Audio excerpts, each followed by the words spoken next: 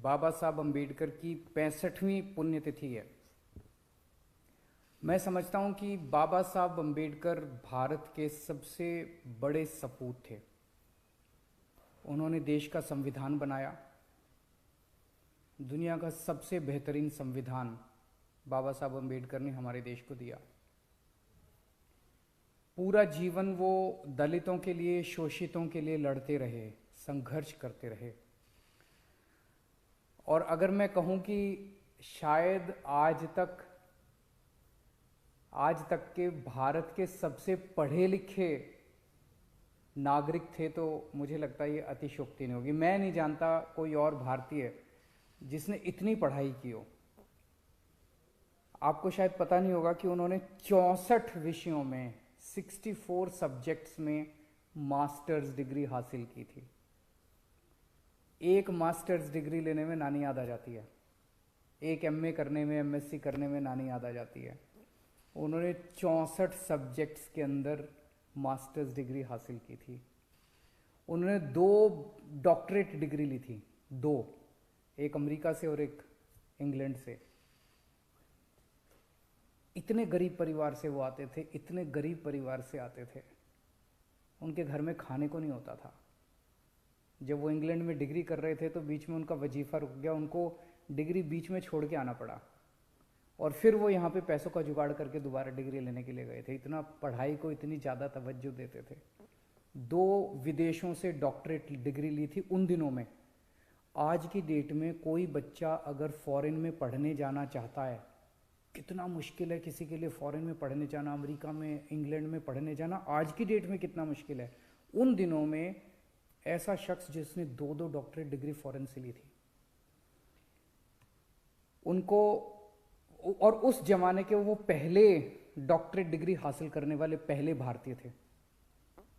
उनको 9 भाषाएं आती थी, 9 भाषाएं। और उनकी एक पर्सनल लाइब्रेरी थी, किताबों के बड़े शौकीन थे। पर्सनल लाइब्रेरी थी जिसमें 50,000 किताबें थी। उनकी लाइब्रेरी का नाम था राजगीर। और कहते हैं कि दुनिया की सबसे बड़ी लाइब्रेरी उनकी पर्सनल लाइब्रेरी थी। इतना ज़्यादा उन्होंने पढ़ाई को तवज्जो दिया। आज वो हमारे बीच में नहीं है, लेकिन भारत नहीं, पूरी दुनिया उनकी कितनी कद्र करती है ये आप इस बात से सोच लीजिए कि लंदन के म्यूजियम में आज कार्ल मार्क्स के बगल में उनकी प्रतिमा लगी हुई है। इतने बड़े भारतीय थे जिन्होंने भारत का नाम पूरी दुनिया में रोशन किया। हम 75वां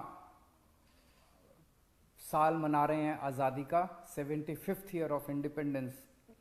और इस मौके पे मैं एक बहुत बड़ा ऐलान करने जा रहा हूँ कि बाबा साहब अम्बेडकर के जीवन को बच्चे बच्चे तक पहुँचाने के लिए दिल्ली सरकार उनके जीवन पे एक बहुत भव्य नाटक तैयार कर रही है, बहुत बड़े स्केल के ऊपर।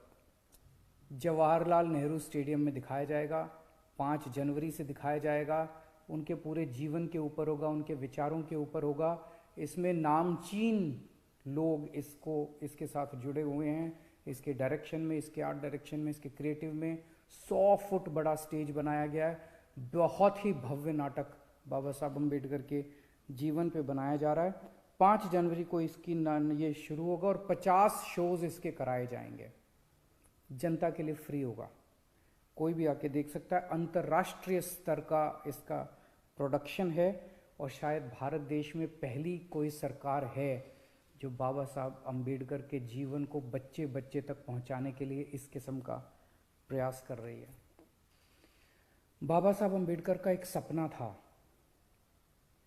जो जैसे वो बहुत पढ़े लिखे थे और उनको पढ़ाई की कीमत पता थी। उनका एक सपना था कि भारत के एक एक बच्चे को अच्छी से अच्छी शिक्षा मिलनी चाहिए, चाहे वो कितना भी गरीब क्यों ना हो।